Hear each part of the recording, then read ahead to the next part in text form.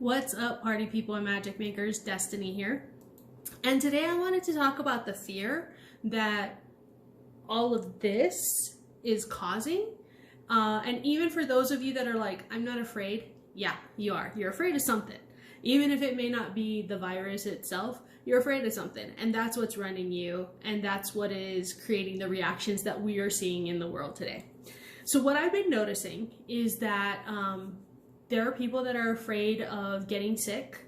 There are people that are afraid of getting this virus. And the fear is not actually the virus itself. It's usually much, much deeper. And it's like death, leaving their family stranded, not watching their kids grow up. Like, that's the deeper fear, right? The virus itself is causing like this shallow fear that keeps triggering them and causes anxiety and stress and overwhelm. Then there are people that are just like, oh, stop it. You're being silly. There's nothing to be afraid of. It's not real. I've seen that one a lot too. And almost like they're, even if this is not their intention, it looks like they're making fun of someone for being afraid. And so what I want everybody to be mindful of is think back to when you were a kid, right? And you were afraid of something. If someone told you, oh, stop it, you're being silly, there's nothing to be afraid of, would that make the fear go away? Or would it just like not help at all and like make it almost worse because now you can't process it? Now you've been shamed, or now you feel like what you're doing is silly. Now you got to figure it out for yourself, because explaining it to other people led to this quote unquote rejection, right? And so now here we are, for me, 40 years later, and the same thing is coming up, and yet people are doing the exact same things and it's not helping. And then they're getting frustrated that it's not helping. And so the whole definition of insanity, right? You do the same thing over and over again, expecting different results. Well, why don't we stop doing the same thing over and over again? How about that? How about instead of coming to people and making fun of the fear that they're having, is stepping in and going, well, what's going on? What's causing that fear? And no, you don't have to be a coach to do that. You don't have to be a coach to be a decent human being. Just asking and being curious and figuring out, like, is that where you want to be? Is having that fear, having that anxiety where you want to be? And if it is, cool. Most people, it's not. And they're fooling themselves. And they're just like, no, I don't want to be here. But they don't realize that there's somewhere else that they could strive to. They don't realize that there's, because when you're in that moment and when fear has got you and when fear has its net thrown over you and you're just trapped in it, you don't realize that there's an outside of the net.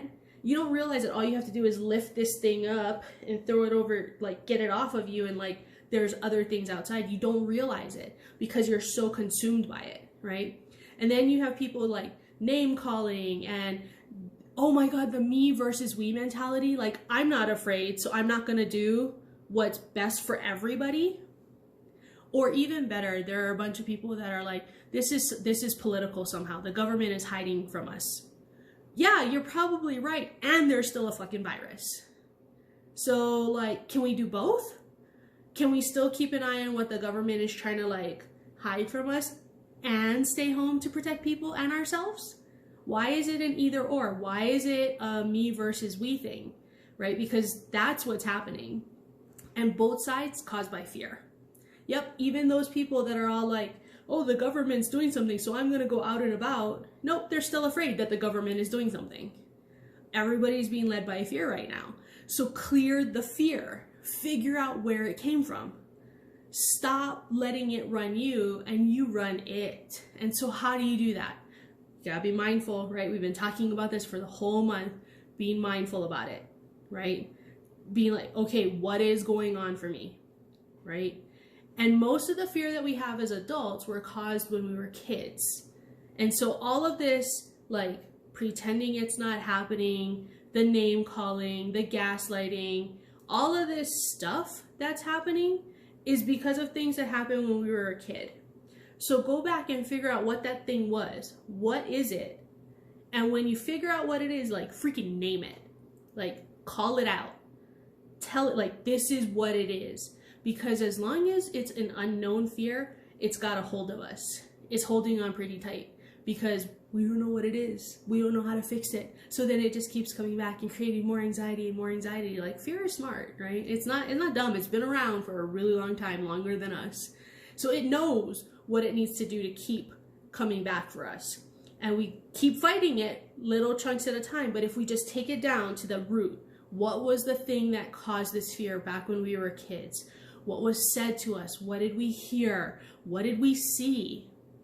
Right? Like what was going on that made us go, ooh, I should be afraid of that too. And name it. This is what happened. This is what it was that caused it. And then you can go, wait a minute. Do I want to keep doing that? Most of the time the answer is no. But we're not going to know until we're able to go back and look at what's causing our fear now. Right? What's causing the doubt that we're having now. And they're valid reasons. And remember, we were probably like, I don't know, less than 8 years old when this happened. So it's valid in our minds. It's just not valid now. Or we don't want it to be valid now.